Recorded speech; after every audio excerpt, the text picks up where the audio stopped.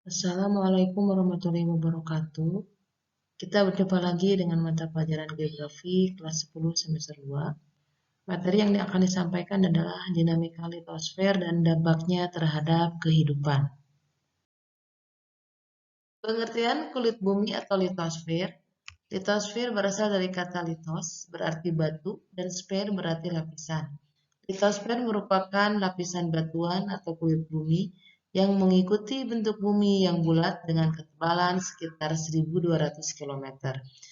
Struktur lapisan kulit bumi terdiri dari dua bagian. Yang pertama, lapisan sial, tersusun oleh unsur silikon dan aluminium. Lapisan ini disebut juga sebagai kerak bumi yang bersifat padat dan kaku. Sehingga lapisan ini dibagi dua, yaitu kerak benua, yaitu terdiri dari batuan granit yang menempati sebagai posisi benua, dan kerak samudra atau karsam terdiri atas batuan gabbro dan perodit menempati posisi sebagai samudra.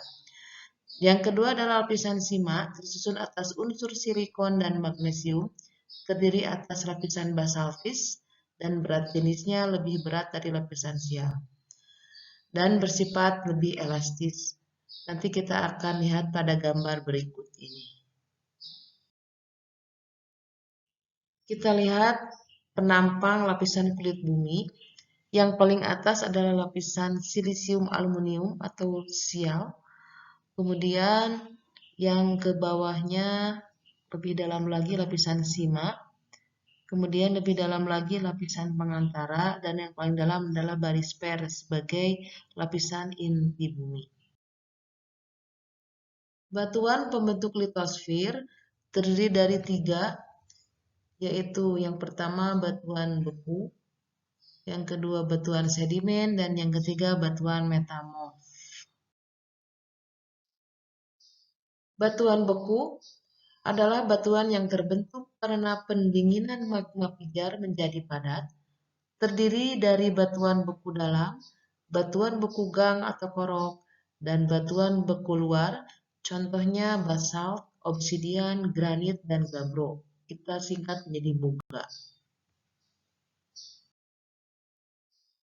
Jenis batuan kedua adalah batuan sedimen atau batuan endapan. Bila batuan beku mengalami pelapukan, bagian-bagiannya yang mudah lepas terangkut oleh air, angin, atau es, dan diendapkan di tempat lain, bahan yang mengendap itu disebut dengan batuan sedimen. Contohnya konglomerat, breksi, batu pasir, dan serpih. Jadi pengangkutnya itu boleh diangkut oleh air, angin, ataupun es.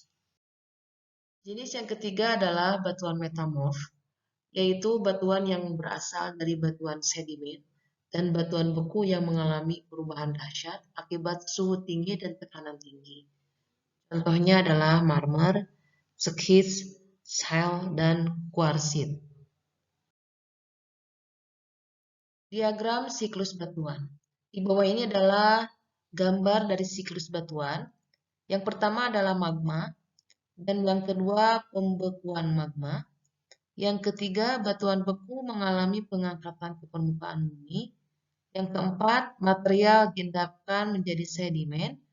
Dan yang kelima, batuan beku dan sedimen mengalami pemanasan menghasilkan perubahan bentuk atau metamorf. Ada yang mengalami pemanasan sangat tinggi sehingga meleleh dan menjadi magma kembali. Pemanfaatan batuan penyusun litosfer dapat digunakan bagi kehidupan manusia, diantaranya yang pertama granit, andesit, gabbro, dan diorit digunakan untuk membuat dasar dan fondasi jembatan, landasan pacu bandara, jalan raya, fondasi rumah, dan landasan rel kereta api. Yang kedua adalah obsidian, skoria, dan pumice digunakan untuk membuat patung dan bahan bangunan candi.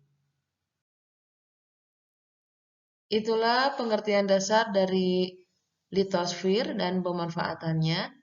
Sampai jumpa dengan materi selanjutnya. Terima kasih. Assalamualaikum warahmatullahi wabarakatuh.